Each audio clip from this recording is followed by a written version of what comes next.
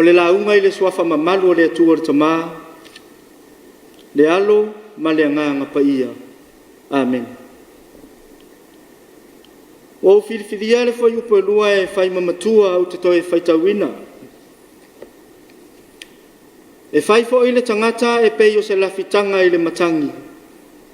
Ma se mea e malu ai i le awha.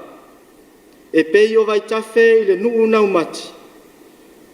E pei o le paolo fo'i o le papatele i le nuu ua leo iai se vai. O te fia whaongaina se manatu au tu e whapea. Saunga le mu mamalu. Saunga le mu mamalu.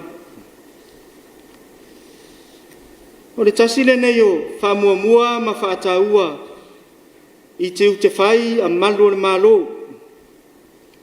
O le saunga le mu o tangata lautele.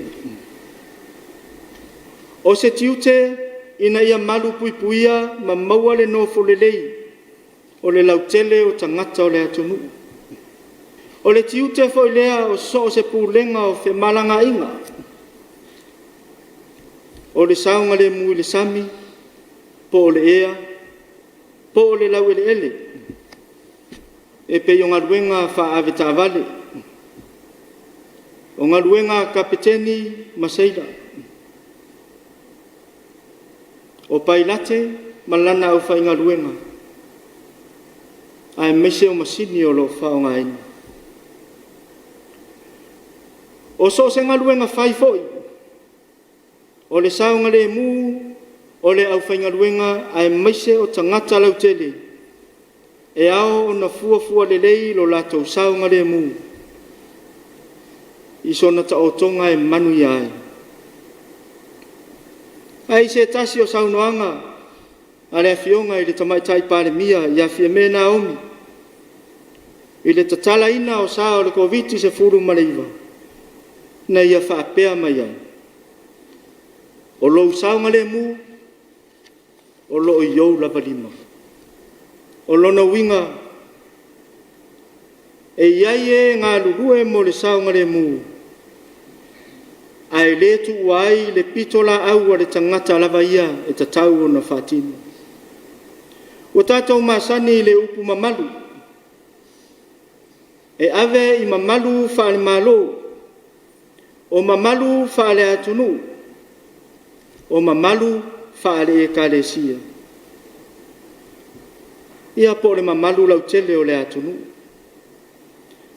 O se upu whaano alo, whaataua, ma le whaea ea. O lo ave iso o se whaururunga, po nisi e tatau ai. O whai upu na whaitawina, o lo o matua atangi ai lava, va ai ngaonga o le saunga le mu, o le nuu o le atua. A o lo tau whata oto mai ai mase mamalu, e nā te toe whaale leia, lo na masofa ua iai le soifuanga. O Isaia o se profeta o Israelu, sa ngalue Jerusalema. I nofo inga le tupo usia, fa solo mai ai o tamo, o asa, se ia o lava ia Esekia, i le taimi po le vadu se furu senturi, a o lumanai i le Mesia. O lona winga e tele solo inga, o solo inga tupu nei o Yuta, sa ngalue ai pea Isaia fa profeta. A fua fo i solo inga tupu, e leo ta oto le lei, fa inga malo lea vai tau, e loa lava i le suisui so o tupu. Peitai e o ngatasi le mata upu, le nei i le lei o pulenga e Esekia, ma le vaai fa profeta a Isaia, i le Mesia o lo fau mai mo le nu o le atua, i le lumanai. Au au Esekia na matua i longa, o na toe ta oto le ai le soifua fa le anganga o sa iuta, a maise le nofo le lei o soifuanga, fa le society.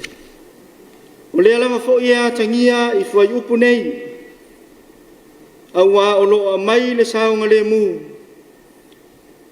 I se vainga o i tu ainga tau le poto, ma tu singa whātu si solo e peru. E tapu e atiri ai le wha moe moe. E peila, e tapu e le laina muli muli mai, le laina o loo mua mua. I tu singa wha solo nei. The second part, intensify the first one. E peio le nei. Pule ma le tonu tupu, a e pule ma le ami o tonu ali. E le whapaurungia mata o e wa ai. A e wai mai foi taringa o e whalungo mai. Sa uni e le mata mau mea e mata mau ai. I le male o le mata mau foi.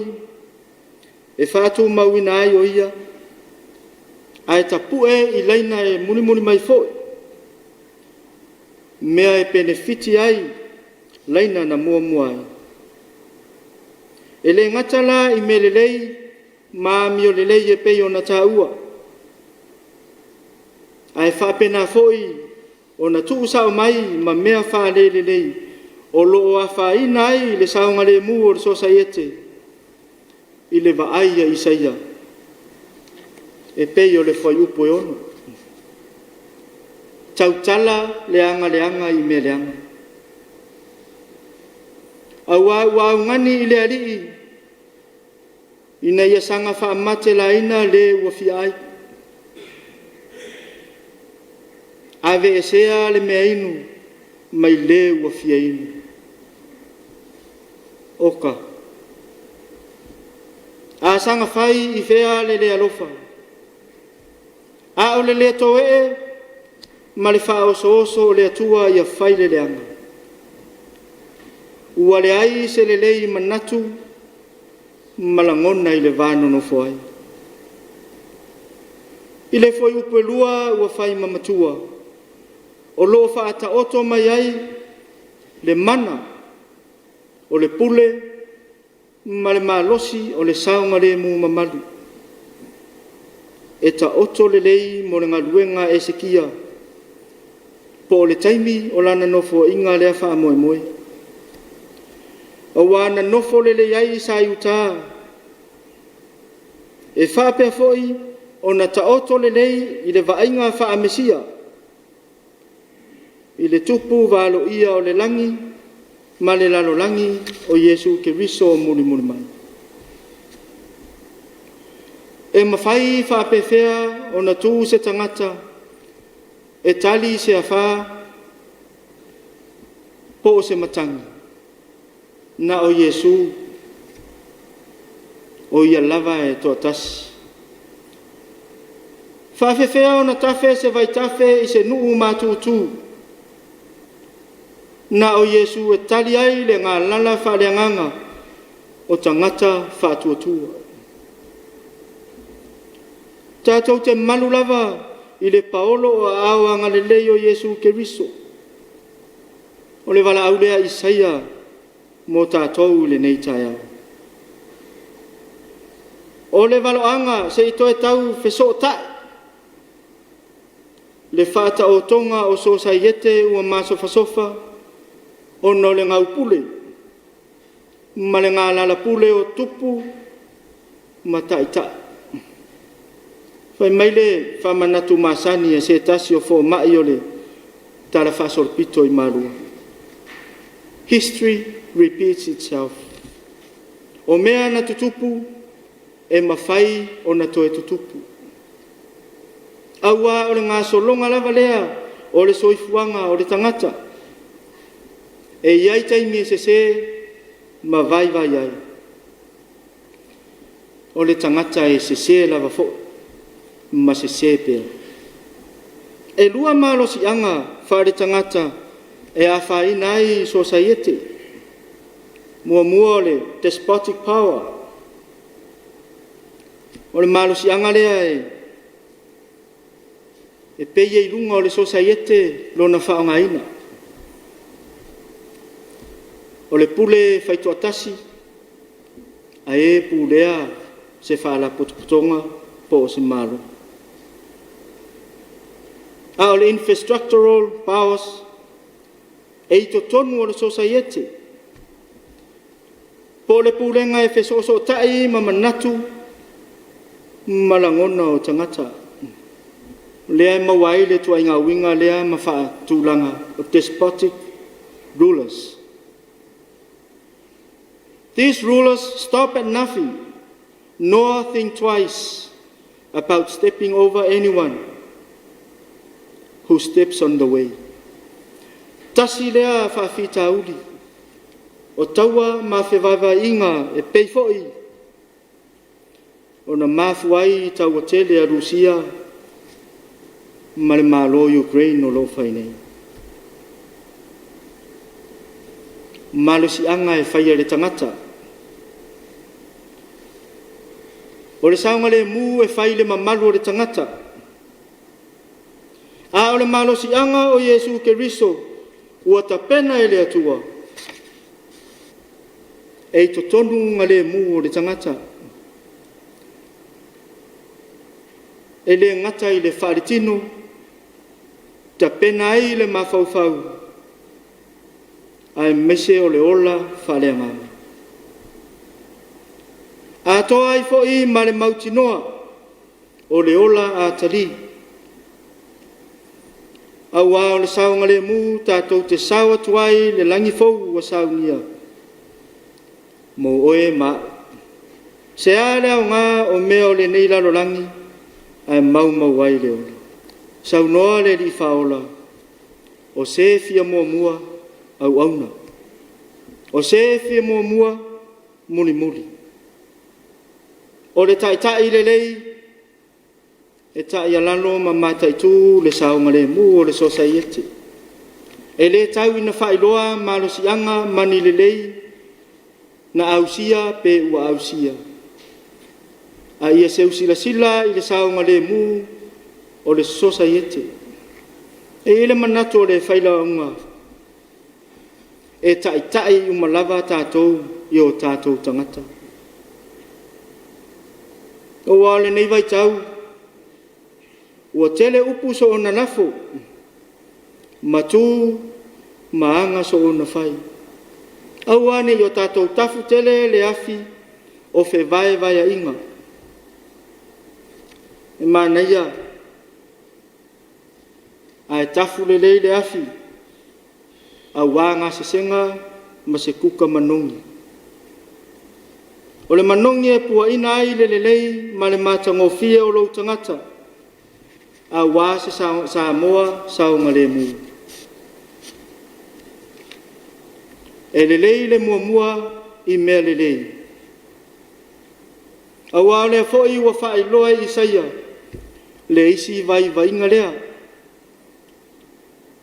O le tatalo ina ia leanga lo uso ma lo utua oi.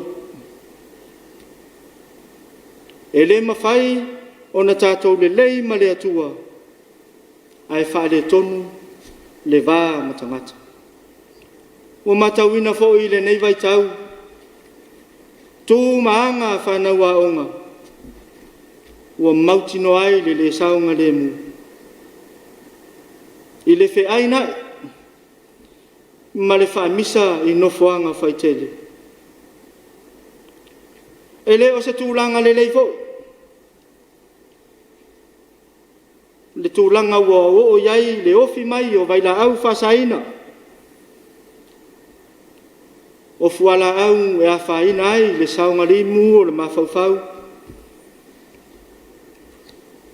Ai mise o le soifua le lei o tangata. E le ai se isi saunga le mu. Nai lo le saunga le mu mamalu. O le atua ua whailoa ma whaala e ai la na tangata na whai. O la Paulo ia Filipi. Ia whaasisiliina le atua. Ia ifo iai tuli vai uma. Ma tau e so se laulau whaiva. O le alii o Yesu Keriso. Le mamalu o le atua le tama. Tātou te maua le saunga le mu mamalu. Ina ua saunia Yesu Keriso. I lona soifua, malona maliu, malona toetu, manu malo, ua umau na ia tāpenaina. Pe a whata lolo pa ia mama malu o le ola nei. O na tātou maua lea o le saunga lea mu mamalu.